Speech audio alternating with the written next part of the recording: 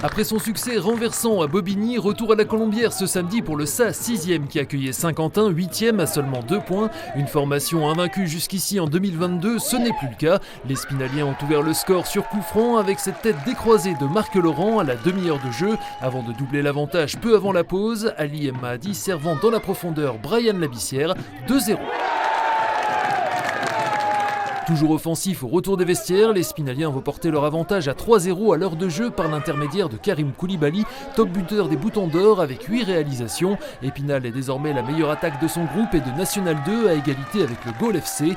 Dans la foulée, petit relâchement des Vosgiens qui vont concéder la réduction du score aux Axonais. Cela ne remettra donc pas en cause l'issue du match. Les locaux auraient même pu encore alourdir le score sur ce ballon piqué d'Ali Mahdi. Victoire du SAS 3-1. On avait à cœur de mettre tout de suite les points sur les i avec une grosse entame. C'est ce qui a été fait, on arrive à marquer sur coup de pied arrêté.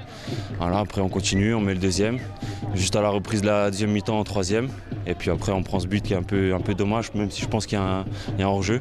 Mais voilà, ça fait du bien. Deuxième victoire d'affilée. Toujours 6e et à 4 points du podium, le SAS ne rejouera que le 5 mars chez la réserve du RC Lens. Tu joues 5-5 et après tu vas rentrer. Mais pas dans un premier temps, ok? On joue là-dessus. Une tête bien connue de retour sur le banc d'Épinal Handball. Rappelé par le club, l'emblématique technicien Francis Mattioni a repris les commandes pour tenter de créer un électrochoc et de sauver l'équipe, ou du moins l'honneur des handballeurs spinaliens. Opposés à Boulogne-Billancourt, leader déchu et battu lors des 2 dernières journées, les jaunes et bleus ont affiché un visage plus combatif et n'ont peut-être jamais été aussi proches de leur première victoire de la saison.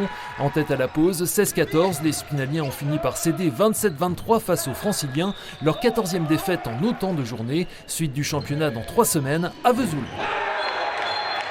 Je crois que ça va être kiné, docteur, massage pendant une semaine.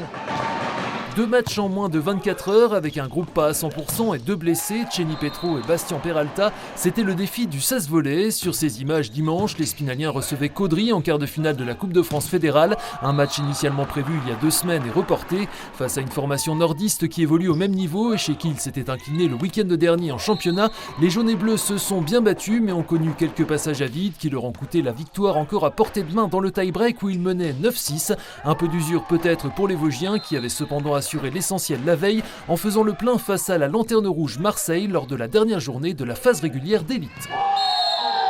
C'était clairement l'objectif du week-end. Voilà, fallait à tout prix qu'on gagne, qu'on prenne les 3 points pour aller rejoindre les playdowns avec le plus de points possible. Voilà, c'était chose faite. Donc aujourd'hui, on était un peu plus libérés pour cette Coupe de France. Maintenant, on sort d'une prestation plutôt bonne mais frustrante.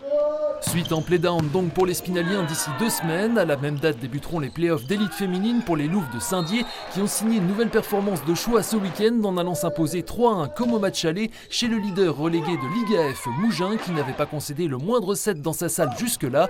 Les Déodaciennes entameront donc les playoffs en tête de leur groupe. Nous y reviendrons largement ce lundi soir dans l'émission Côté Sport avec l'entraîneur du Saint-Dié Volleyball, Emmanuel Dumortier, l'aventurier Stéphane Brognard qui présentera son nouveau défi ONEC 4808 et Francis Verdun de Vosges Matin, première diffusion à 19h.